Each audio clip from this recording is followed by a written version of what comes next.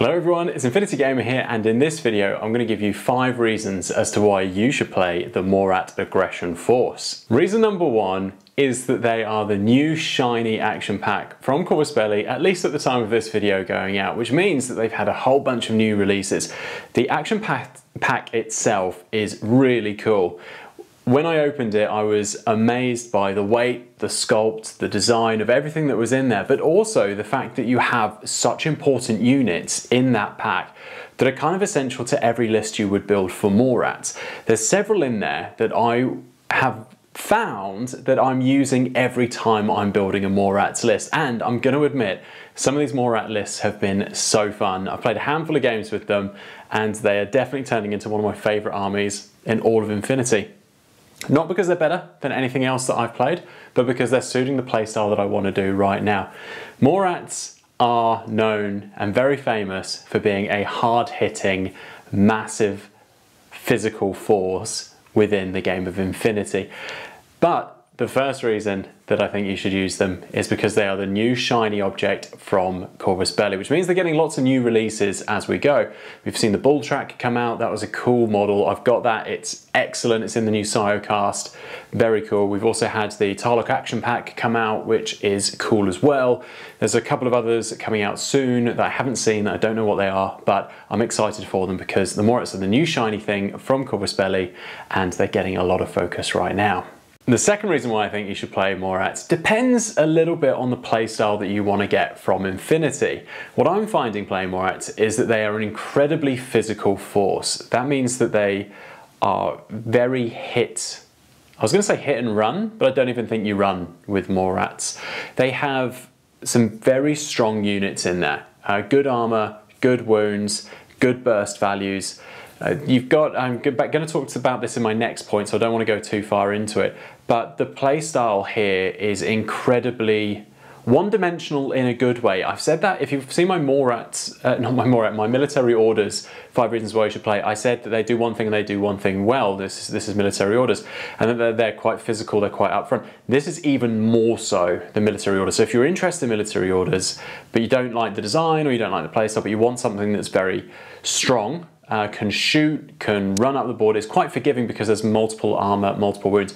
Morats is actually more so than military orders. It's a lot more forgiving because there's a lot more high strength, but there's also a couple of things in here, and I'm gonna not go too much into this, but some of the abilities that Morats have. One of them is that almost everything in Morats has veteran. Now, why veteran is cool is because they don't suffer from isolated. If they run into a hacking program that isolates them, they ignore that, which is good so that you can run up into a hacking network and not worry about it being isolated.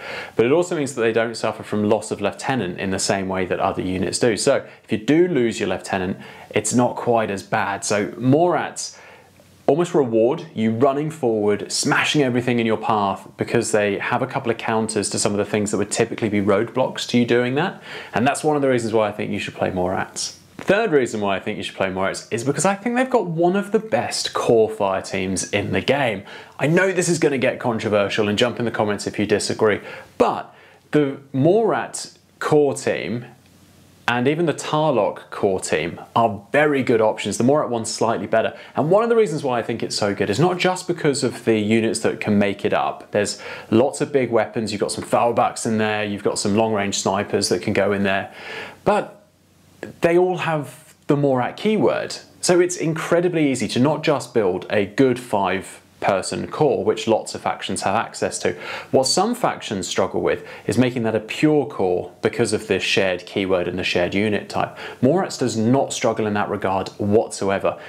Lots of things, I almost said almost everything, but I think I'm going to back that actually.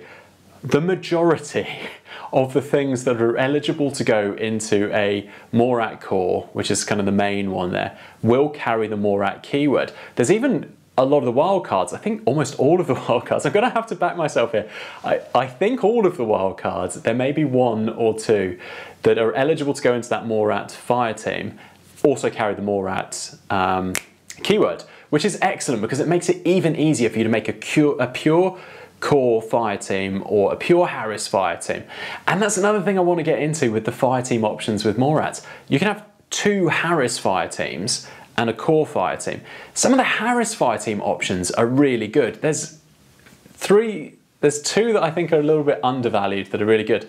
So the obvious Harris fire team is the Tarlock one, which has its own action pack, which is good because it includes the Yalgat in there. But that can have some really good options that make it a good, strong shooting fire team, because you'll make that a pure, which gives you the +1 burst. All of them get the +1 burst, but you'll also get the +3 to discover, which is good. If you treat that as a very mobile one, that could be pretty cool. That's how I play that one. But then you've got two others that I think are pretty underrated. So the Dadarazi, that comes, is it Dadarazi? I'm pretty sure it's Dadarazi. That has a Harris option. That's pretty cool because, again, running up that. But the one I really like is the Garki Praetor with the Osnat FTO Harris. One of my friends runs that as a core so that you can have lots of, because what happens as soon as you make a fire team is anything that's irregular becomes regular, creates regular orders. So you're looking at Praetors, Garkis, they're incredibly cheap, 7 points and 4 points, and putting them in a fire team turns those into regular orders, which is a cheap way of getting extra orders into your Morat's list. He runs that as a core because that's then 5 orders, well, 4 cheap orders, and then the Osnat creating 5 regular orders that are very good. I like to run that as a Harris so that I can throw it away and not lose a huge chunk of my, or lose the Osnat and I've only lost a couple of extra orders. But that's quite cool because then, because you're using a non-pure, I think it's a non-pure, it may be a pure, but it doesn't matter as much with this one because it's so disposable. You're getting that +1 burst on something like the Praetor's chain rifle, which means that you can run up the board and just destroy stuff. So that's very cool. So the fire team options in Morat's alone are why they're well worth a look at, because they've got some incredibly cool options there. Number 4, I think, and I've alluded to this a little bit in one of my previous answers, but I think it's one of the more forgiving sectorials out there too. So not only is it incredible fun because you can run up, you can smash things, you can do all the things that you probably want to do, which is kill everything in sight and not necessarily play the stealth subtle, win the game through playing the objectives thing, you know, that everyone does. This is very just run up there, smash everything and maybe grab some objectives along the way. But in terms of learning how to play a sectorial, this is one of the most forgiving that I've seen so far. Not only because you've got some good options, you know, you've got the core that I spoke about that is very easy to make pure. You've then got 3 Harris options and you can take 2 Harrises, which again, not every faction can. Those are all very interesting options with different playstyles. But one thing to note as well is a lot of the things that go into the Tarlock Harris are eligible to be Morat fire team options too. So you could interchange some of the units. So if you, like, your core starts to break down and you need other units to go back into it, so you can reform your fire team with the spending a command token, you could take some of that Tarlock Harris, get some of those units out, put them into the core and build that back up again if things have gone terribly wrong. Again, because of the high armor-ish, because of the good wounds, decent dodge, good ballistic skill, good CC, the Morats are very good all across the board. But there's also some cheap orders hidden in there which you won't necessarily find with Steel Phalanx, which is a strong sectorial, but then everything's expensive and there's not a lot of cheap options to throw in there. Morats have a lot of good options. That means that if you're just trying to get into sectorials, and Morats is taking your fancy, I think it's one of the best ones for you to learn with because it doesn't have quite so many restrictions, doesn't push you into a box quite as much as some of the other ones do. This is an incredibly forgiving sectorial. It's great fun to play, and that was my 4th reason as to why you should play Morats. The 5th reason, and I've saved my slightly more jokey one till last, similar to my 5 reasons as to why you should play combined, my 5th reason as to why you should play Morats is because it's good to have someone who's playing the bad guys in there. Morats and the combined army play well into the fluff of Infinity right now. The Raven Eye stuff, the attack on Concilium Prima, everything that happened with the Dagama takeover, if you took part in that online campaign, or even if you didn't, you may have just read the Raven Eye book, you may be just reading the N4 stuff, which is the battle, and the ITS Season 13 lore, which is taking the battle. Combined army are bringing it very much into the heart of the human sphere by attacking Concilium Prima, which is the heart of the O12, and then the rest of the human sphere are being tasked with rallying around and fighting away that invasion. The Morat Aggression Force features at the core of that lore. It's the spearhead attack unit of the combined army smashing into the human sphere forces.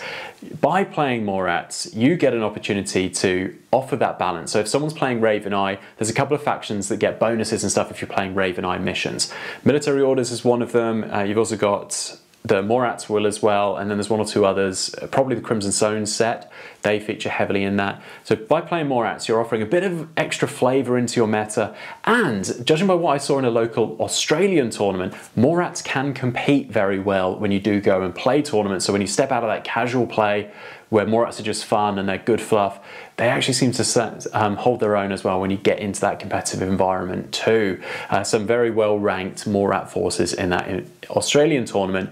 The recent New Zealand tournament that I played in, there was only one Morats player. He came second, which was great to see. And there's going to be a couple of Morats players in another New Zealand tournament towards the tail end of this year, which is going to be exciting to see how they play.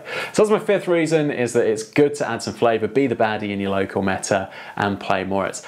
Those are my 5 reasons why I think you should play the Morat Aggression Force. I'm currently playing them, I'm painting them up right now, getting them into submissions, and I have loved every single mission that I've played with them, because there's some good, like, there are some shenanigans you can play with some smoke and an MSV2 Yalgat sniper, or the MSV1 Inner Link 6th Sense Kaitok. That's one of my favourite ones to play.